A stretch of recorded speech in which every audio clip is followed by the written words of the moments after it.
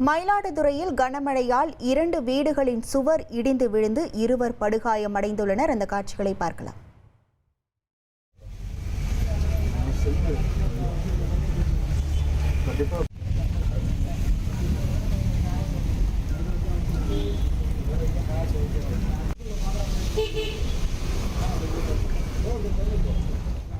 கூடுதல் விவரங்களோடு இணைகிறார் நமது செய்தியாளர் அன்பு ரகோத். வணக்கம் அன்பு ரகோத். தற்போது இருவரின் உடல்நிலை எவ்வாறாக இருக்கிறது?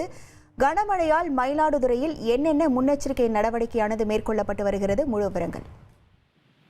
நிச்சயமாக குறைந்த காற்றழுத்த தாழ்வு நிலை காரணமாக மயிலாடுதுறை மற்றும் அதனை சுற்றியுள்ள பகுதிகளில் பரவலாக பலத்த மழை இடைவிடாது கொட்டி தீர்த்து வருகிறது. இதனிடையே நேற்று இரவு பெய்த மழையானது தொடர்ந்து பெய்து வருவதனால் மயிலாடுதுறை நகராட்சிக்கு உட்பட்ட 24வது வார்டில் இருந்து மயிலாடுதுறையிலிருந்து திருவாரூர் செல்லும் பிரதான சாலையில் அருகே முரளி மற்றும் கண்ணன் இருவரின் வீடு அமைந்திருக்கிறது. இரவு தூங்கும் போது இருவருடைய வீடு அதிகாலையில் திடீரென சுவர் இடிந்து விழுந்திருக்கிறது. இந்த நிலையில முரளியின் மனைவி வள்ளி மற்றும் மற்றொரு வீட்டில் வசித்து வந்த கண்ணன் ஆகியோருக்கு பலத்த காயம் ஏற்பட்டிருக்கிறது.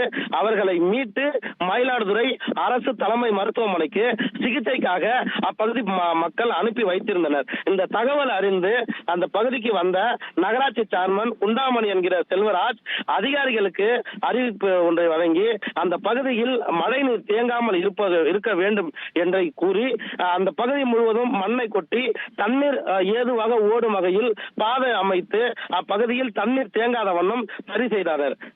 இந்த நிலையில் மேலும் வீட்டில் இருந்த இருவர்கள் பாதுகாப்பான பகுதிகளுக்கு அப்புறப்படுத்தி வைக்கப்பட்டனர்.